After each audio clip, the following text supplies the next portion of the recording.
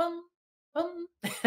Hello, everybody, and welcome to another episode of MIA. I am your host. I'm Nikki Says You Only Live Once, and today we'll be talking about the 10th annual Sankofa Jazz Concert. Now, let's welcome our guest today. She is the producer, Isis Roberts, and also Carmen Morris, the marketing director for the Marshall L. Davis African Heritage Cultural Arts Center. Hello, Carmen and Isis. Welcome to MIA Soul. Hey, Nikki, thanks for having us. It's always a pleasure. Always a pleasure. So, really quickly, Isis, tell us a bit about your background. So I'm a native of Miami, graduate of the Miami Northwestern Senior High School. And for the last 27 years, I've had the opportunity to be able to nurture students in the performing and visual arts at the Marshall L. Davis African Heritage Cultural Arts Center, teaching vocal music. And we're so excited to get ready for our 10th annual Sankofa Jazz Concert featuring the amazing Jasmine Horn and Miami's very own Jean Cause. Yeah, okay, so it's a 10th year. So 10th year. so when did you first start? Were you a part of the inception, or tell us about that journey? So this journey came about because we wanted to find a way to be able to connect our community with the African Heritage Cultural Arts Center. The center has been in the Liberty City area for 50 years, serving our community. And for our 40th anniversary, where we had the theme Sankofa, which means looking back while moving forward, we was trying to figure out how can we continue to engage our community and invite them in. So we got in contact with some of our alumni who came from New York, who came from Missouri and some other places to come in and show the community exactly what the African Heritage Cultural Arts Center is all about. So that's how Sankofa Jazz at that time festival came about. And from that moment, we've had people like Nicholas Payton on our stage. We had last year, Miss, oh my gosh, I do this always, Sherilyn Taylor, and so many more that we've had on our stage, just doing some amazing things. So we're so excited again to be back at it once again, this time at Miami-Dade College, North Campus in the Lehman Theater with Miss Jasmine Horn on Saturday. I mean, I got so excited. You were talking, and I felt the excitement come through the screen. I was like, okay, yeah, I want more. Okay, but it's awesome. So Jasmia, she is a Grammy-winning vocalist, right? So why was she chosen to be a part of this production? And Carmen, do you want to go first? Well, she was chosen because the producer Isis Roberts, who she finds these tremendous talents and she brings them to our community through the Marshall L. Davis African Heritage Cultural Arts Center. And so she brought us Jasmine Horn, and I went online and I listened to the music and realized that she's a Grammy nominee 3 times. She has won the NAACP award, Image Award, and just delightful voice. She travels the globe, blessing people through the jazz music that she makes. And I'm gonna defer now to let Isis tell you a little bit more about her, because anyone who comes on April 5th, 7 p.m. to the Miami-Dade North Campus Lehman Theater to hear this Sankofa Jazz concert and opening with John Cause and then taken to heaven with Jasmine Horn. Everybody who does that will be so blessed, in for a treat. Okay, and so Isis, tell us more about Jasmine Horn. So Jasmine Horn, I was introduced to her about 10 years ago from one of my former students who's doing an amazing job at Berkeley in her senior year, Miss Anaye Strawn. While working with her with a subject matter, I asked, who's your favorite jazz artist? And she said Jasmine Horn. So like Carmen and so many others, I've never heard of this beautiful young lady. And I went and did some research and I'm like, okay, she has a really nice tone. I wonder if I can get her at Sankofa. And at that time, Milton Mustafa was having their jazz concert at the Lyric Theater that year, and they were having another festival on the outside, and Jasmia was the headliner for that event.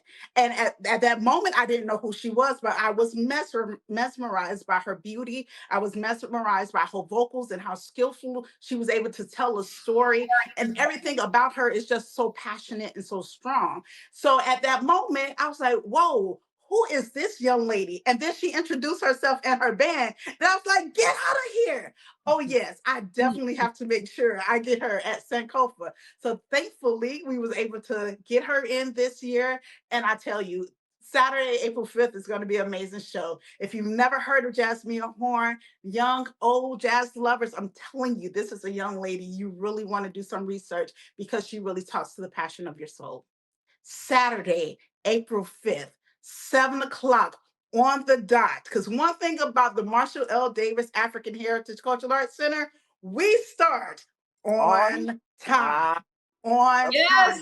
And we don't want anybody to come to the concert and miss not one part of it. Jean Cause is very important. Again, he's right here from back home. We have to support our own, just like we're getting ready to support this beautiful international artist. So come out, enjoy yourselves, purchase your tickets via Eventbrite, and show yourself. Make sure you say, hey, I saw you on the interview. Just want to let you know that we are here.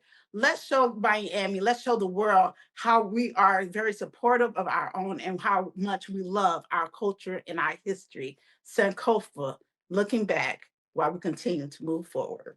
Okay, well, I'm inspired. You got me all riled up. So Isis, yes, y'all come on and support our culture. It's for the diaspora. So thank you so much. Super excited at this, the 10th annual. That's like a decade. That's like a decade in. So thank you so much again. And thank you for what the center is doing.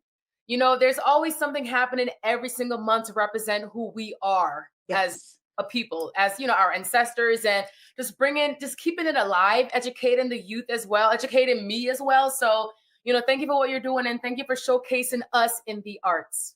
Thank you. Under the direction of Marshall L. Davis, who's been there 40 years, guiding us and making sure that our community gets the best of everything culturally, and the part of cultural affairs as well. Thank you so much, Nikki. Thank you. We'll see you soon. You're welcome. Looking forward. Forward. Definitely. All right. Bye. And y'all, so we're going to a commercial break, but our next guest, okay, so we'll be talking about the 20th annual Reclaim the Dream Candlelight Memorial and Gospel Concert honoring the legacy of Dr. Martin Luther King Jr. So y'all, we're going to a quick commercial break. We'll be right back. Filled with dreams, talent, love. At the Children's Trust, we are dedicated to nurturing the potential of every child and family with hundreds of trust-funded programs. Find a program at thechildrenstrust.org. I grew up down here in South Florida, so for me, it's a little bit more personal. For the Mesman & Dover Law Firm, it's about community. For us, South Florida's our home. You all are our people. Our family, our future. The difference we'll make for you, your loved ones, your kids, matters, because to us, it's personal. If you need us, call us 24/7 at 866-954-MORE. That's 866-954-6673. Demesman & Dover Law Firm, youraccidentattorneys.com. Great seeing you all. We need to do this more often. Will you be paying separately or together? Oh, you can put it together. No, give me a second. Hold up, I got this. I'll get the reward points. Well, I have early pay, so this time it's on me. My AI insights say that I have room in my budget, so I'll pay. Well, I got all that and more with the One Love card from One United Bank. Wait, the One Love card? Yes, with the One Love Visa debit card, I got a full suite of digital services from the nation's largest Black-owned bank. Well, how do I get one? It's easy. Just go to oneunited.com. Okay. Kristen's got the One Love card and the check. When it comes to banking, One United Bank is where I want to be.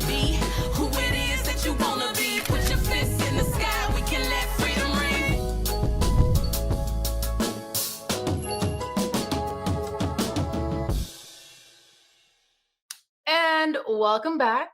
So again, we'll be talking to Imani McNeil about the 20th annual Reclaim the Dream Candlelight Memorial and Gospel Concert honoring the legacy of Dr. Martin Luther King Jr. So again, welcome our guest today. She is the CEO of the MLK EDC, Imani McNeil, and also the City of Miami Chairman, Christine King.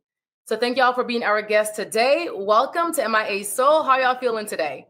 Feeling great. Amazing. Thank you for having us. And thanks for being here. Thanks for being here. So, Amina, this year marks the 20th anniversary of the Reclaim the Dream event. Can you speak on the significance of reaching this milestone? Reaching 20 years just represents how sustainable this event is and just how much it means to the community to start on 62nd Avenue as a small event, and even before then, just in the boardroom of MLK EDC, and to now be at the Adrian Arts Center. It just speaks to the growth of this event and how blessed we've been to give back to the community through this event. Yeah, so 20 years, it's like 2 decades. That's like a really huge milestone. So were you part of the first inception when it first came about, or when did you hop on board? So I was not a part of the first inception. I joined MLK EDC as a board member in 2011, if my memory serves me correctly. And I've been president, CEO for the last 3 years, and switching that to that position has really had me have a more hands-on and behind the scenes look of all that it takes to make the event a success. Okay, that's awesome. Okay. So Chairman Christine King, now the event is more than a memorial. It's a call to action. So what are some of the key messages or initiatives being highlighted this year?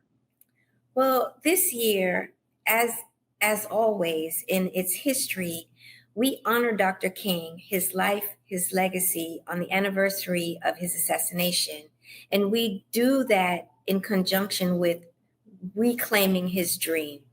We want to set our community alive with the spirit of his sacrifices so that we can get here. It's particularly poignant now because we are living in a time when politically we are so divided that we have to come together, because there are attempts to water down our rights now and or take away rights that are fundamental for us all. So we need to stand together and fight that Dr. King started for equality for all. And I can't think of a more poignant time in our history now in what we find we're going through in America to do so. Especially at this time, yes. Now, Amina, are there any special guests or performances or speakers that you're really excited about this year? Yes, we have 2 incredible gospel acts this year. We have the Clark Sisters, and then we have Hezekiah Walker. Mr. Walker was with us last year, and he had such a great time. He wanted to come back and do it again. So we're excited to have both of these Grammy Award-winning gospel legends grace the stage. Okay, so is it just singing, or any kind of other entertainment or poetry or anything else, or is it just mainly just gospel music? It's primarily gospel music, but we do have our honorable chairwoman will be speaking some, Commissioner Hardiman. Okay. In past years, we've also had different city officials, such as both the county and city mayor, make an appearance. And we also make sure to recite the I Have a Dream speech as a other way of remembrance during the event. Okay, so can you speak on the significance of the collaboration between MLK EDC, of course, City Chairman Christine King, and also Commissioner Keon Hardiman? This event could not happen without the support of Chairwoman King and Commissioner Hardiman. The city of Miami has blessed us in being the main or the biggest sponsor of this event. So we always have to give hats out to them. And Chairwoman King has made sure that this event continues to grow ever since she's been in office. Commissioner Hardiman has also done great work with our organization in making this event come to pass. And we're really lucky at MLK EDC that we have both a city commissioner and county commissioner that have a good relationship with our organization, but more importantly, a good relationship with the community. You know, they collaborate together, and that's something that we rarely see, where we have people at different levels of government come together, listen to the community, not leave the community, and, you know, keep themselves in a position where it's not about the position of power, but the people and the needs of the people. So it's beyond words what that means to us. That's so important. It's about the people, the needs of the people. That's what really matters. Yes.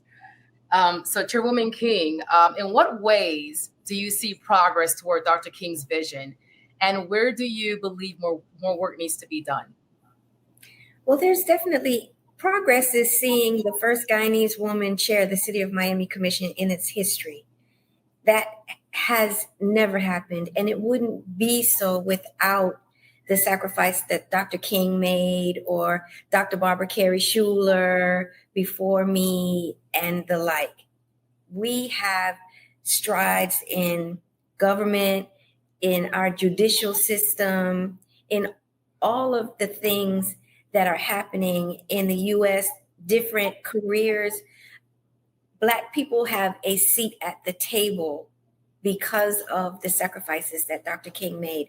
I was the president, CEO of MLK EDC prior to me getting elected. So this event is very special to me because I made sure that it went without a hitch for years before I became the commissioner. And I'm now proud to be able to sponsor the event as the commissioner of the district. And, you know, we have housing rights, our civil rights, you know, while there are attempts to water down even our voting rights, they're here for us. And we have to, as a community, stand up and fight for these rights. And the way that we can do that is by having our voices heard through our vote. And that is what Dr. King wanted us to do, to come together in a nonviolent way to make sure that the rights that we deserve, we have. And that is what we do in remembering him on this event. Yeah, so besides voting rights and equality, what other progress do you see is needed? Well, there's a real push to silence different parts of our community. Our LGBT community is under fire right now.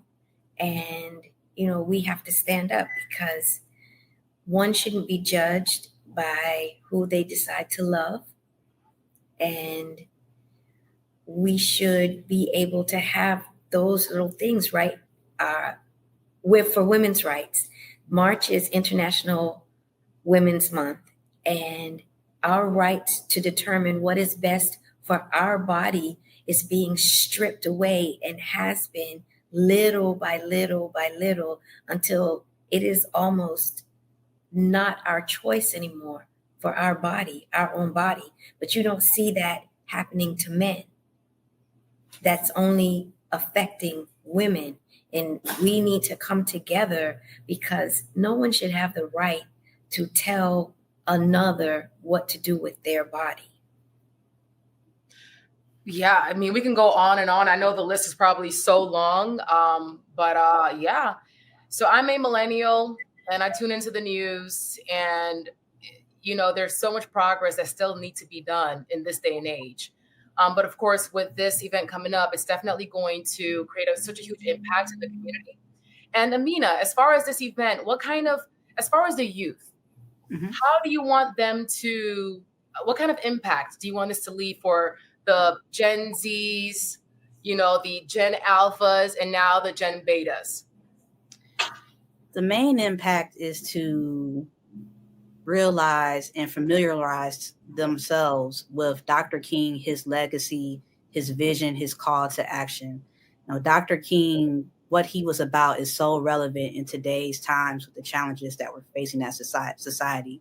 He called for, you know, fighting social injustice, fighting poverty, fighting economic inequalities, making sure that people had equal access to the creed by which this nation was founded, you know, equal opportunity, access to that. And I know today for so many younger people, whether they're in middle school, high school, college, it may feel that those opportunities that were afforded to prior generations are disappearing. But there's an answer to that, and it's in the past. It's in the lessons of Dr. King. So this event, as you know, we've all been speaking about today, is not only about remembrance, but almost like a revitalization, a reinvigoration, assessing of where we are and making sure Dr. King's dream comes to pass. And also, our Black history is threatened in the school system. They don't want to teach Black history in the school system. So we have to take up that charge. It's our responsibility to make sure that younger generations know the sacrifices of Dr. King. If they cannot learn it in school, we have to teach them. Yeah, but I thought it was AP. Wasn't it AP studies being threatened as far as removing Black history? Or Everything. Is it just, okay. Everything. Even we see in our, you may have heard in the news, even on our government sites, our history, people like Jackie Robinson, their contributions to the Army, anyone that is not a certain race and color, they're being, erased from history. And we have contributed to this country. Dr. King, the fact that we're here today to have this conversation freely, is a direct, lineage from what he did. But if you don't know about it, how can you preserve it? How can you continue to fight it? Yeah, and I could say, one avenue is definitely social media. Like I've learned so much about our history through social media, So if they want to dismantle that within the curriculum as far as elementary, public, schools and middle school and high school, then another avenue that we definitely can flock to is social media. There's so much on Instagram and TikTok.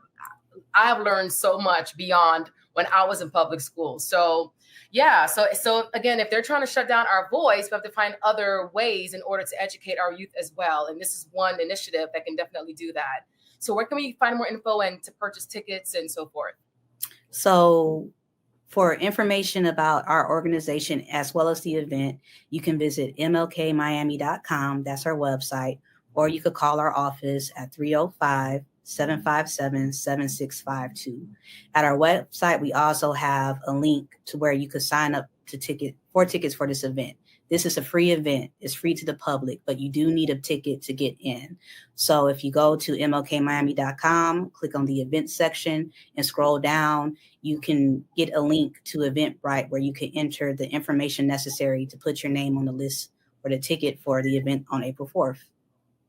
Awesome. It's right around the corner. Well, thank you so much. This is very exciting. 20 years in the making. Wow, that's a huge milestone. So thank you so much, Amina. And thank you, Chairwoman King. And we'll see you on April 4th.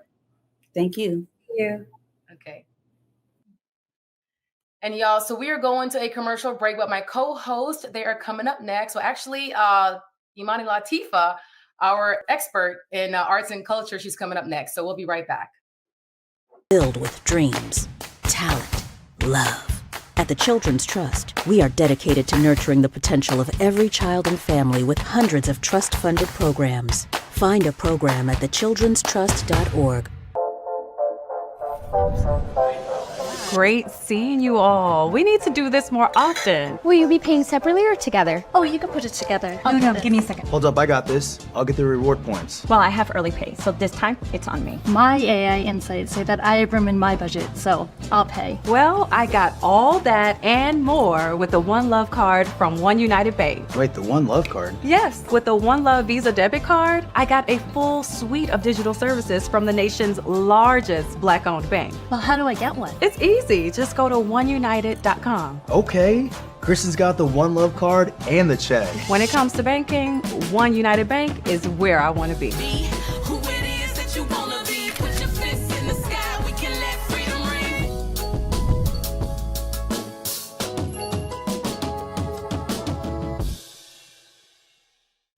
Peace and blessings, my MIA fam, and welcome to another Arts and Culture Report by Imani. This time visiting the Chocolate City. That's right, guys.